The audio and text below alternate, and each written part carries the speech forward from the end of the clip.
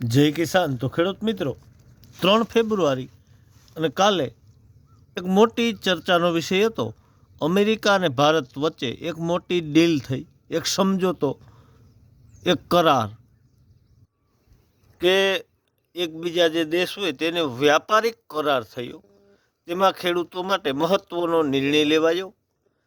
હવે આ વાત સમજવા આપણે ટેરિફ કે ટેક્સ કે જે એક દેશમાંથી બીજા દેશમાં માલની સપ્લાય ઉપર લાગતો હોય તે ટેક્સને આપણે જોઈએ તો ભૂતકાળમાં કઈ રીતે લાગતો હતો કે જ્યારે અમેરિકાથી માલ કોઈ પણ પ્રોડક્ટ જાય તો 2.72% ટેરિફ પહેલાં હતો, અને અમેરિકાનો કોઈ પણ પ્રોડક્ટ કોઈ પણ માલ ભારતમાં આવે સપ્લાય થાય તો 11% ટેરિફ હતો.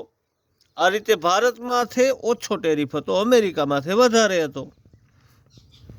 આ 2018માં ચાલતું હતું અને ત્યારબાદ 2022માં પાછો એમાં ફેરફાર થયો, જેમાં ફેરફારમાં જે ભારતનો માલ જાય તો 2.83% ટેરિફ હતો.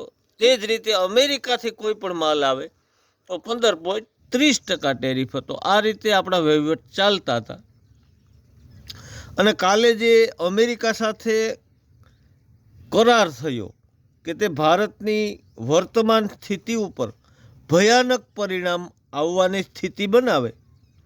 2026માં એટલે કે આજથી જે પણ પ્રોડક્ટ ભારતથી અમેરિકા જાય તેના ઉપર 18% ટેરિફ લાગશે.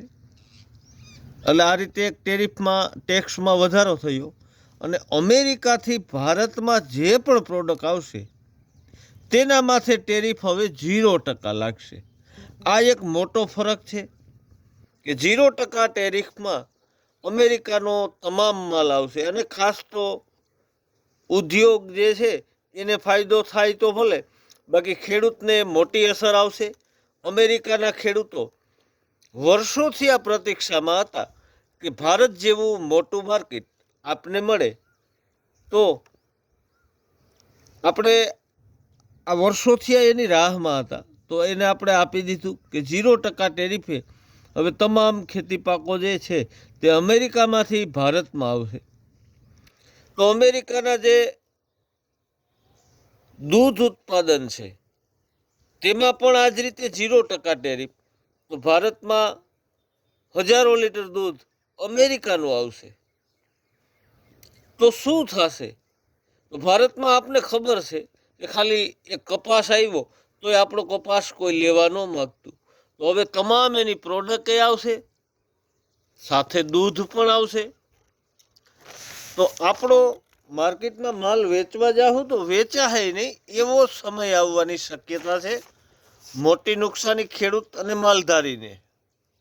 અને ટેરિફની અસર તો કે ભારતના ખેડૂત અને અમેરિકાના ખેડૂત બંનેની હરીફાઈ કરો તો ભારતનો ખેડૂત નાનો પડે ભાઈ.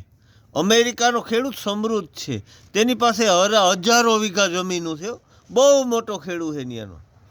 આધુનિક મશીનરી, એને મજૂર ન જોઈએ તો એનું કામ થઈ જાય, અને એના બિયારણ એવા છે કે એમાં કોઈ રોગ ન આવે, રોગ પ્રતિકારક શક્તિ ધરાવે, એને આ એગરાના ડબલાવની જરૂર નથી પડતી.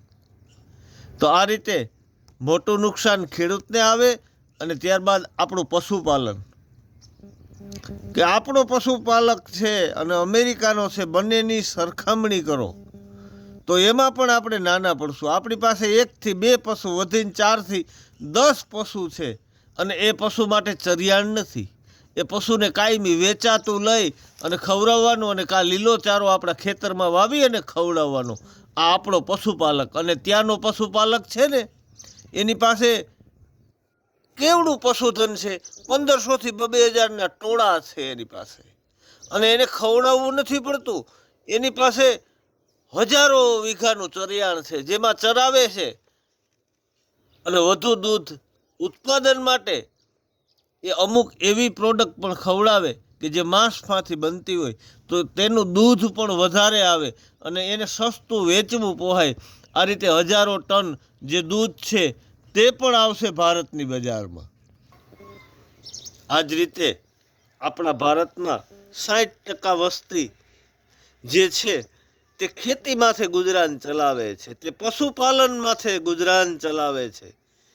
એની કાયમીની આવક છે ને 60% વસ્તીની એ ખેતી અને પશુપાલન છે. તો સૌથી મોટું નુકસાન પશુપાલન અને માલધારીને જવાનું છે. કારણ કે ઉદ્યોગ તો આમ પણ એની MRP નક્કી કરતા હોય, પણ ખેડૂતની અને માલધારીની જે દૂધની અને ખેત ઉત્પાદનની કિંમત છે ને એ બીજા નક્કી કરતા હોય.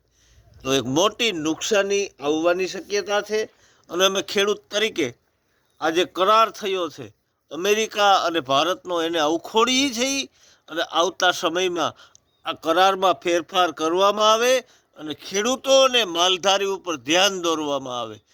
તો ખેડૂત મિત્રો, જાગૃતતા લઈ આવવાની છે, ખેડૂત એકતા, ખેડૂત સંગઠન બનાવવાનું છે. આવતા સમયમાં આપણા ખેતી પાકો અને આપણું દૂધની જે પ્રોડક્ટ્સો છે કદાચ આપણી માર્કેટમાં એ વેચાશે નહીં, એવી પરિસ્થિતિ આવીને ઊભી રહે. તો જાગૃતતા લઈ આવો. જય હિન્દ, જય કિસાન.